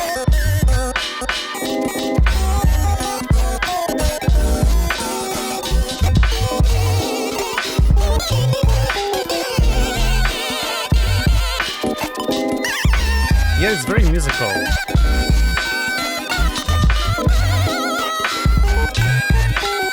Oh man, I'm tripping with this.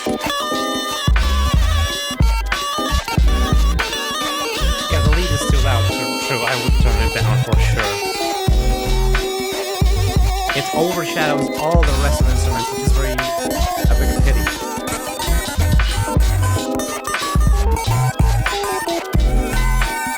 Feels a bit like Starkey Poppy or something, you know? This drunken beat and... Ah, man, so much funk in this! I love it. Kilgore is killing it.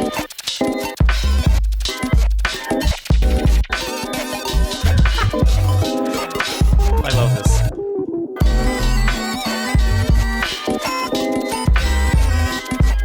It was done with LMMS.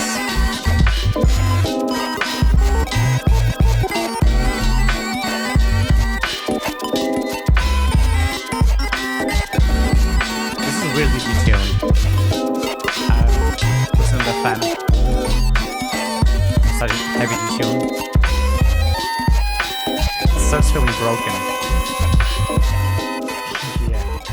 You can see the chorus just going with it on the all wet chorus, making this really, really crazy. Quat Qtamo Music says, I like the detune of instruments. Now, Spicy Chicken Studios comes back with another track called Tea Break, which is exactly what I'm doing right now.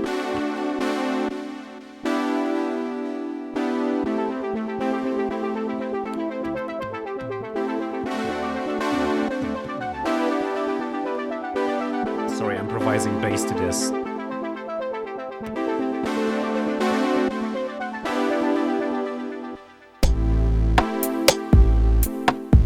Oh, the bass is very not mono. That could be a problem. You see, that could be a technical problem, but it also could be an artistic decision. However, a technical person should say, hey, Mr. Artist, are you sure you want this because it has such consequences? Like, your bass could disappear sometimes.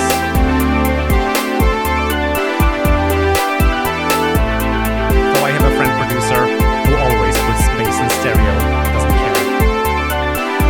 Or at least that's what he says.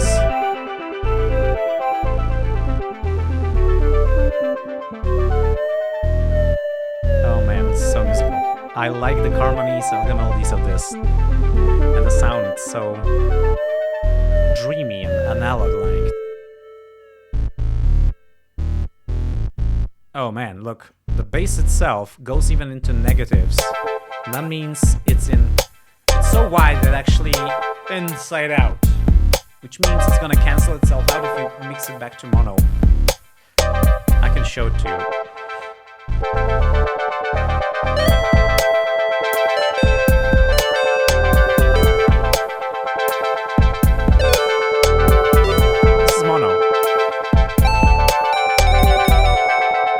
I think the bass is more clearer in mono, but it also is a bit quieter. Oh man, we got some funk here, yeah! I'm too quiet compared to the tracks, sorry.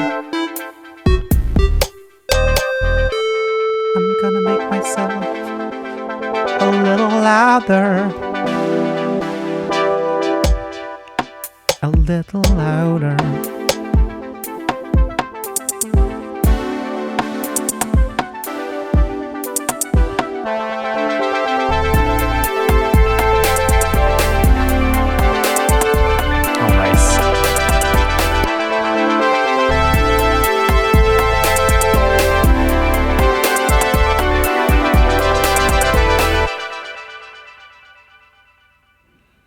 And then it ends with a fade out, which I helped a bit to make it more fadey outy. That was T-Break. And now a track by Lost Robot called The Sinkhole Monster. And I actually asked him to submit it because I like it so much. It's absolutely bonkers. Check this out.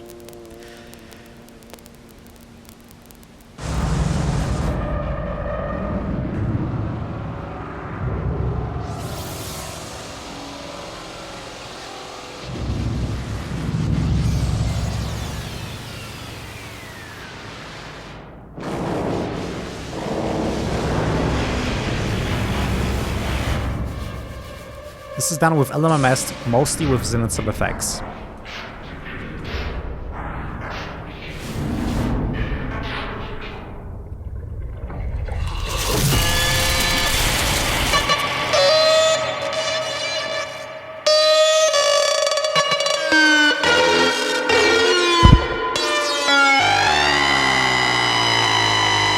What? That's just...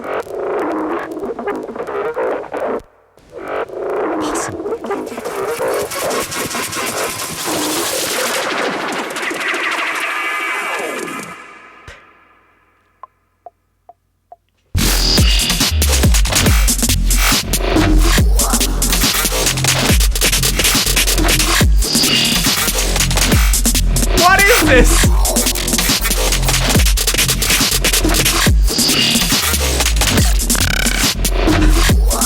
I want to know how he made this.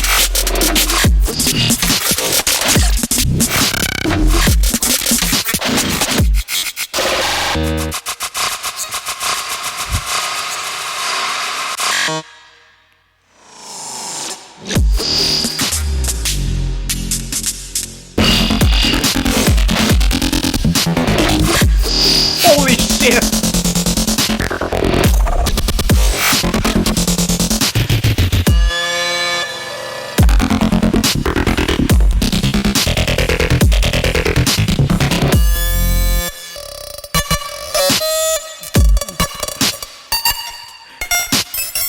What is this even? Like, how did he make this?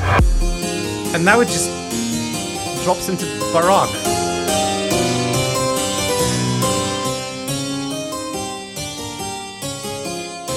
That's the kind of music I really miss. I really want to hear more of. And we're back to the sinkhole, I guess.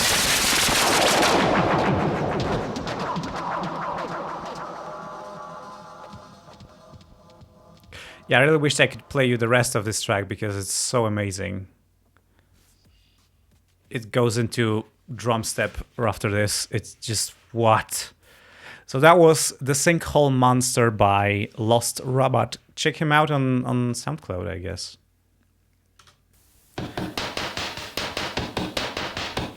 And now a track by Crimson Azure called Urgent Auto, made with a little mess, and he didn't leave any more comments.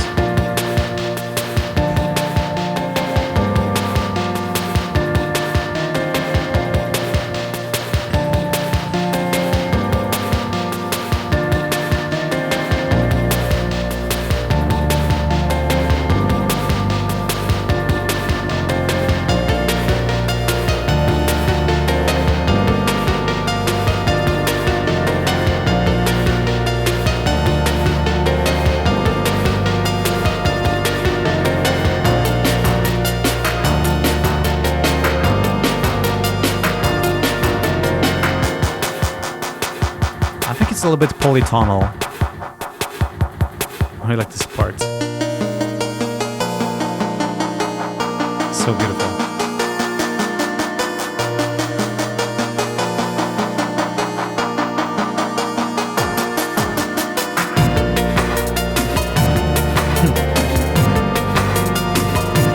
Spicy Chicken Studio says, it works and it doesn't work at the same time. I like it.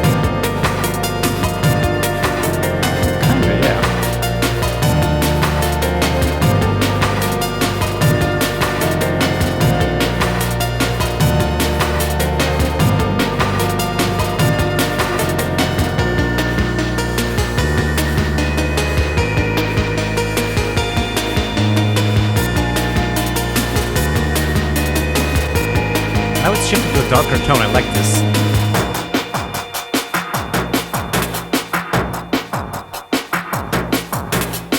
I must have really like these tromolo parts.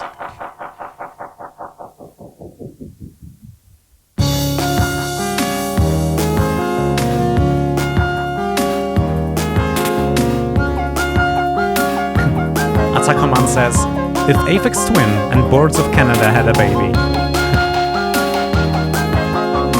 Qtamo Music says, ooh, this drop part is nice. I guess it's microtonal.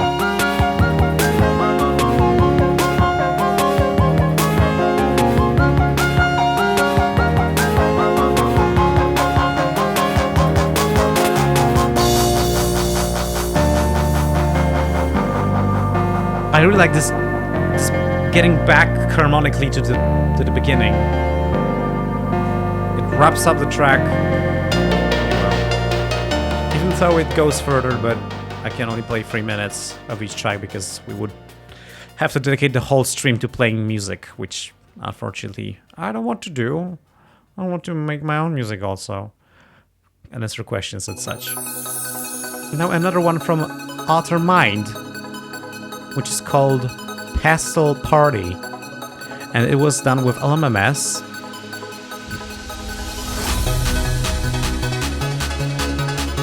I think this is work in progress still.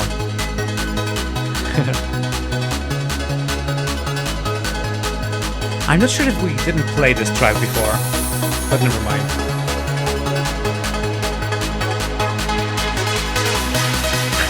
Confusion says, 24-hour stream, problem solved.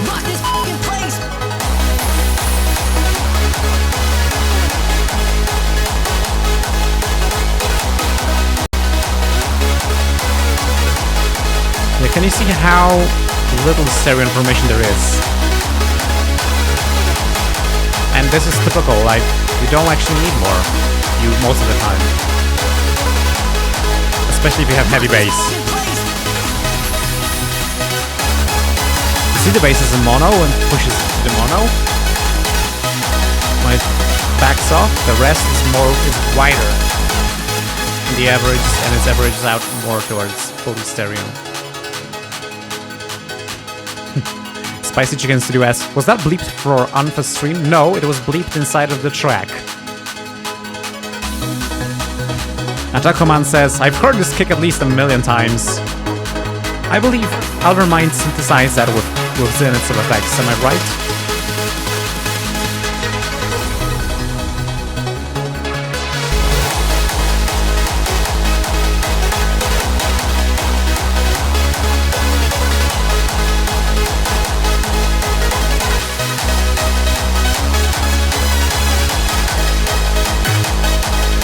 I think Outer Mind synthesizes and then samples it and plays it as a sample in LMMS.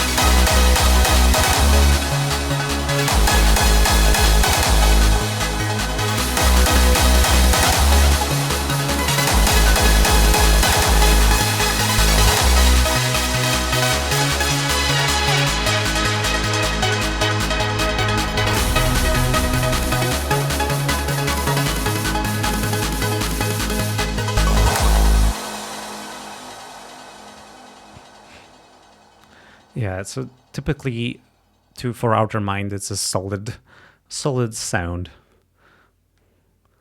And now a track by Nimbius, which is called SPC 710. It was made with LMMS.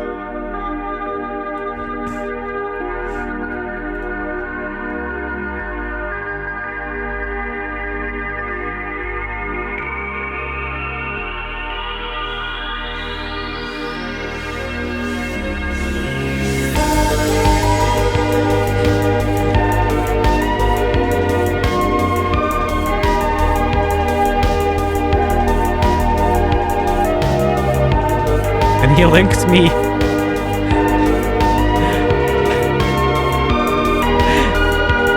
the description, he linked me a page with all possible acronyms for the name LMMS. So let's read them now.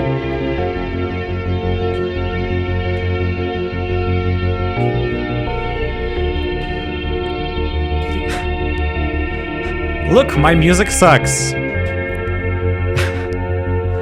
Let my mind sleep. Let's manufacture memes, son. This is gold. Okay, sorry, let's get back to music. Why did you link this, Nimbius? I don't know, but it's awesome. I'm gonna read this all, I think. Love me more, senpai. A lame music management service. Oh dear, that's great. Great stuff.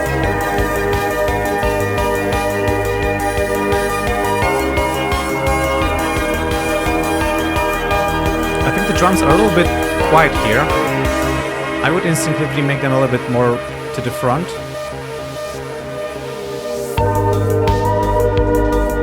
But I tend to make my drums too loud, so maybe, you know, that's an artistic decision one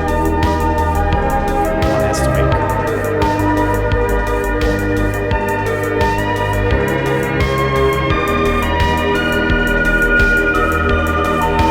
I think it might be lacking a little bit of highs generally.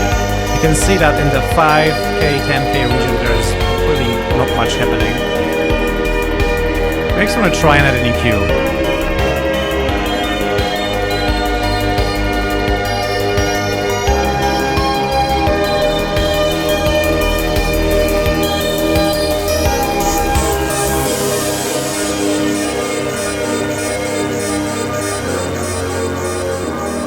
Yeah, I would add some highs to this.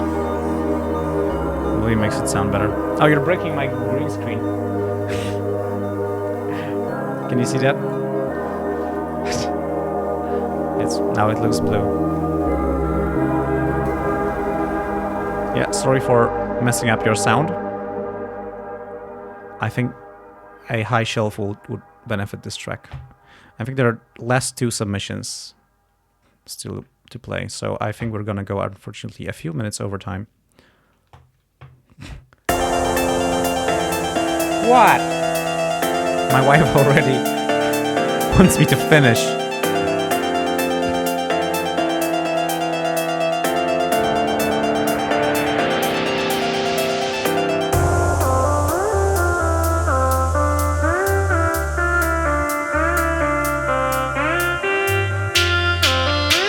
This is a track by Nardelli.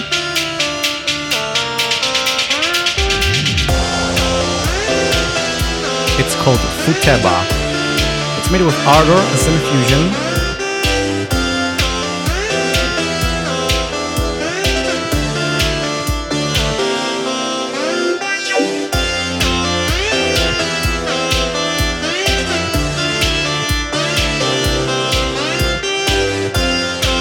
Small exceptions.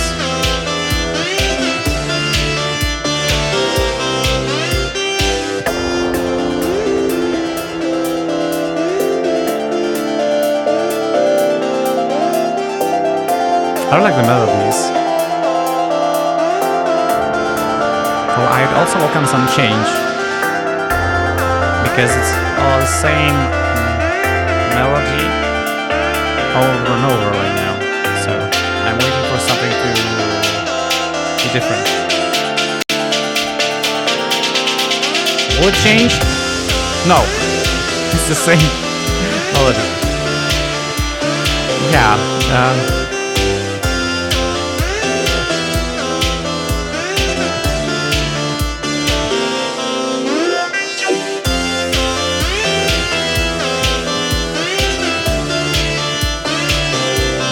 Peter Angel says the beat is too generic. No, actually it is just. Yeah, there's lots of stuff you could do to make this more interesting. Maybe play around with the beat a bit and hopefully find out another movement, another musical pattern that you can play and interchange with this, because it's the same melody all over and over. You just have one loop and you've extended it to a whole track, but you need at least a second loop and interleave them. Oh, this is a big relief. This itself is a big relief already, because you've taken out one instrument and it makes it feel like it's a new thing. Even though it's really not, it's the same pattern, on the same chords, but it feels different, and I would personally like much more different. I don't know if you would agree with me. People watching. Gian Fuck says, I feel drunk when listen to it, when hear much portamento.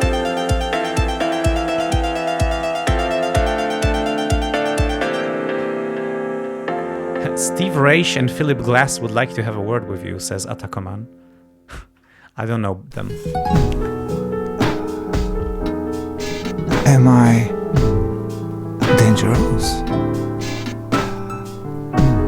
So I'm surrounded by love in any possibly form. And this is Andrzej Wawer. Love and phrasal verbs too. And I took the liberty to loop it. Am I dangerous? This is so beautiful. So I love the piano part.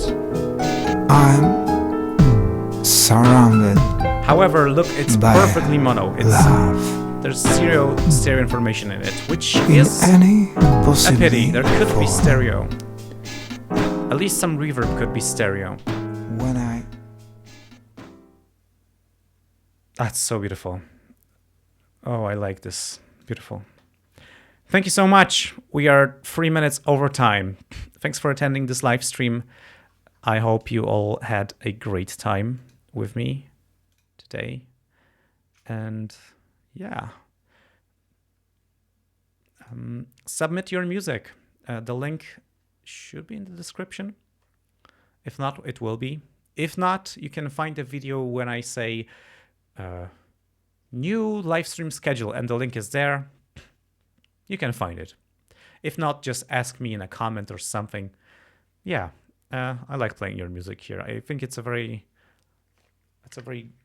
important part of the whole live stream, because it kind of brings us all together. It's not just me showing off or making stuff, and it's also a discussion about the music that we hear and trying to help the people who submitted the music to make it better, maybe sharing some ideas. Yeah. Oh, by the way, I've opened a second YouTube channel to do random stuff. It's called /dev unfa, like a dev SDA, which is like a Linux device file. So if you really have not enough of my crap, you can go to YouTube and search that. Actually, it's featured on my main channel. Anyway, I'm gonna get back, take care of my wife, because she's very impatient right now. Yeah, take care. Thanks for coming. Thanks for submitting your music and making that part possible. And yeah, there should be a new order video soon, and I'm also working on 2 videos from my channel. Writing, I'm starting this month. I'm reducing my time I work at my day job, and I'll have more time making videos, so hopefully there will be more and better quality content for you to learn from about open source music production. Yeah, once again, thank you all so much for coming, and I'll see you again in another video, and next month on a live stream too. And now let me find that an awesome screen. Bye.